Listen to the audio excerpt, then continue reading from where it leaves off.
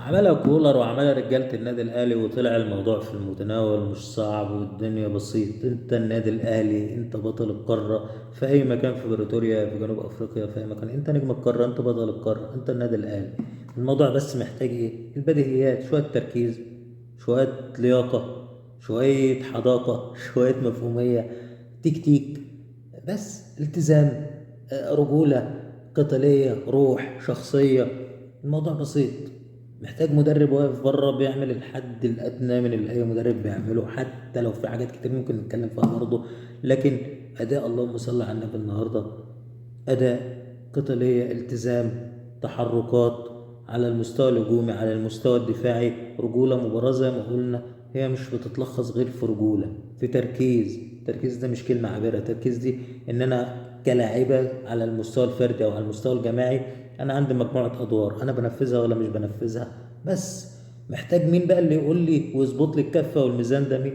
واحد بره واقف بره بيسموه ايه؟ المدرب. مارسيل كولر النهارده هو ده المدرب، هو ده مارسيل كولر في بداياته، هو ده الالتزام، هو ده اللعيبه اللي بتنفذ شيء احنا متفقين عليه، سواء في تحركات او في انتقال من حاله دفاعيه لحاله هجوميه. النهارده بتلعب بخمسه دفاع وثلاثه ولا اربعه في وسط الملعب ومهاجم واحد، مش مشكله انت بتعمل ايه، المهم ان انت حافظ ان انت في حاجه نازل تعملها.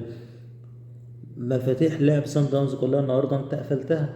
التحركات عندهم تحرك كده كان دايما، يعني انا مش عارف ازاي ما كانش حد بيعرف يوقفه، اللي هو انت اللعيب اللي بيباص الكوره بتبقى عباره عن ثلاث لعيبه بيدخلوا في الباصه. ازاي؟ اول واحد بيباص الكوره وبعدين يتحرك، فالتاني واحد خد الكوره يديها لواحد تالت، وبعد كده يدوها خالص للاولاني اللي هو كان مباصيها، هو اللي كان بادئ الباص. فانت قفلت الليله دي كلها، انت درست الخصم بتاعك، عرفت توقف الدنيا دي كلها. بس على مستوى اللياقه انت النهارده كنت موزع المجهود والضغط بتاعك.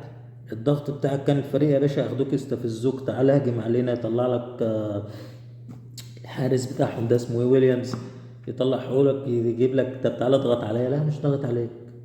بس انا وقت ما ببقى عايز اضغط انا بضغط، بس بضغط جماعي وببقى عارف انا بعمل ايه. بيجي امام ياخد السبرنت جاي جاري من اخر الدنيا وابتدي الفريق، مش بضغط انا بجراديشار مثلا فانت فاهم انت بتعمل ايه. فبيجي امام يضغط فانت بتكون قافل المساحه اللي انت مستني جراديشار هو اللي كان يضغط عشان تاخد المساحه بتاعته فتسلم حد من قلبين الدفاع. لا، انا هضغط بامام فيكون ان انت مش عارف تسلم حد من قلبين الدفاع، فما بتفضيش مساحه.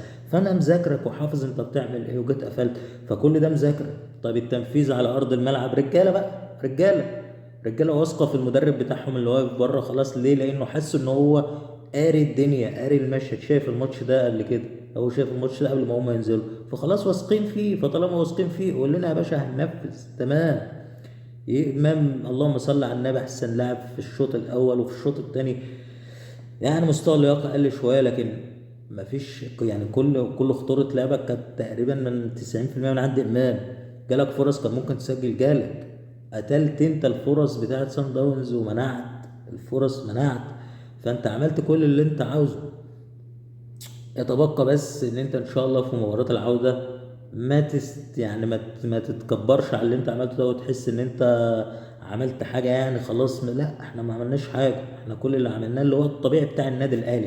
احنا كل اللي عملناه ان احنا رجعنا النادي الاهلي للطبيعي بتاعه، ان انا ما اروحش صن داونز دي او ما اروحش جنوب افريقيا وانا حاطط ايدي على قلبي. اه النهارده كان في شويه بعض التخبطات شويه في الميس باص، اللعيبه مش مصدقه نفسها ان هي فيباصوا كرات غلط، مثلا طاهر محمد طاهر او كده. طاهر محمد طاهر في الحاله الدفاعيه ما كانش فيه كلمه، ما فيش ملاحظه عليه. عجبني كولر النهارده، انت نص الملعب، نص الملعب، لا انا مش هلعب يعني مش هلعب باسدين قصر النيل، انا مش، لا هو واحد بس مركز ستة اللي هو مروان عطية، واللي جنبه بقى احمد رضا، حد بيعرف يمشي كورة، بس بيمشي كورة في وسط 5-4-1 يعني، مأمن نفسي وحامي نفسي تكتيكيا مفيش مشكلة. لكن في النهاية حد بيعرف يمشي كورة، حد بيعرف يباصي، حد بيعرف، فيبقى عندي تكامل فتقول لي مش مهم مثلا اشرف بن شرقي، طبعا مش مهم اشرف بن شرقي في حاله النهارده وفي التكتيك بتاع النهارده مع ظروف المباراه دي. مش مهم اشرف بن شرقي، اشرف بن شرقي بيسرح كتير في الحاله الدفاعيه. هجوميا طبعا مش ولا كلمه، لكن دفاعيا انا محتاج الاربعه لهم ادوار دفاعيه ولهم ادوار هجوميه. محتاج الخمسة بتوعي اللي ورا برضه لهم أدوار دفاعية وأدوار هجومية. لما كان بيحصل النهاردة كورة مع أي لاعب من صن داونز، كان عندك بدل التغطية أو احتمال التغطية يبقى عندك اتنين وتلاتة.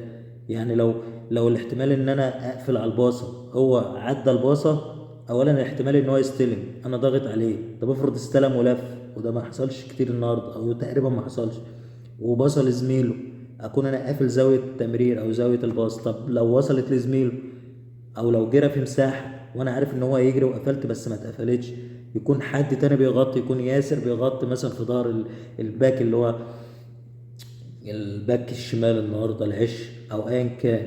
وقيس على كده بقى كل التحركات سواء في الدفاع او حتى في الهجوم. امام النهارده كان مفتاح لعب خطير جدا على مستوى السرعات، على مستوى الحريه. يمكن امام لو كان معاه حد بس زي بن شرقي، مش بقول ان هو كان ينزل من البدايه او كده، لكن اقصد لو كان معاه حد بيعرف يحل في اكتر من كره عملها ثنائيه، سواء مع العش سواء مع مروان عطيه سواء مع طاهر، ما مشيتش بالشكل اللي المفروض تمشي بيه.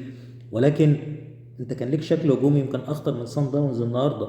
يعني فانت بتتكلم ان انت لا، انت كنت الاخطر، انت كنت الافضل على مستوى الدفاع، على مستوى الهجوم، على مستوى اللياقه، على مستوى توزيع الجهد والتكتيك والذكاء، على مستوى تنفيذ التعليمات، على مستوى الرجوله والروح والشخصيه، على مستوى التركيز، على مستوى كل الكلام ده. يتبقى بس ان انت تحط الامور في نصابها الطبيعي. انت عندك مباراه في القاهره بساعه الاستاد كامله، انت ما عملتش حاجه. بقى تعالى هنا نقف كده، انت لو دخل فيك جون في مباراة العودة انت موقفك هيبقى صعب، فانت محتاج ده، محتاجة حسبة تانية وسابق الاوان ان نتكلم فيه. لكن انت عملت الشوط الاولاني اللي هو بنسبة 60 70 80% مع ظروف المباراة زي بتاعت سان داونز دي. اللهم صل على النبي، انت عملت كل اللي المفروض كان يتعمل. ربنا ما وفقكش ان انت جبت جون يا سيدي، مش مشكلة، بس انت رايح اصلا سان داونز، يعني انت رايح لهم، انت حاطط ايدك على قلبك. انت بتفكر ان انا مش عايز اشيل، انت بتفكر ان انا لو حصل موقف وحش هنمشي كولر ولا مش هنمشيه، طب لو خسر فرق واحد بس هنمشيه ولا مش هنمشيه. فانت عملت كل الكلام ده كله. حس باللي انت عملته، دي حاجه ايجابيه تديك دفعه معنويه مش اكتر من كده، مش انها تخليك تتخاذل او تكابر او تشوف ان انت خلاص وصلت للنهايه. انت ما وصلتش للنهايه لسه، مباراه العوده محتاجه فكر وتفكير بشكل تاني. لكن انت بنسبه 60 70 80% انت عملت اللي كان المفروض يتعمل. ألف مبروك للنادي الأهلي على التعادل الإيجابي أو المفيد للنادي الأهلي بشكل إيجابي النهاردة، وربنا يوفق النادي الأهلي في مباراة العودة، وإن شاء الله التأهل يكون من نصيب النادي الأهلي إن شاء الله. البطولة الثالثة على التوالي يكون إنجاز محدش عمله قبل كده في القارة. النادي الأهلي يستحق يعمل إنجازات ويكسر أرقام باستمرار. ألف مبروك للنادي الأهلي إن شاء الله، مبروك النهايات تتقال في مباراة العودة. بس كده وشكرا.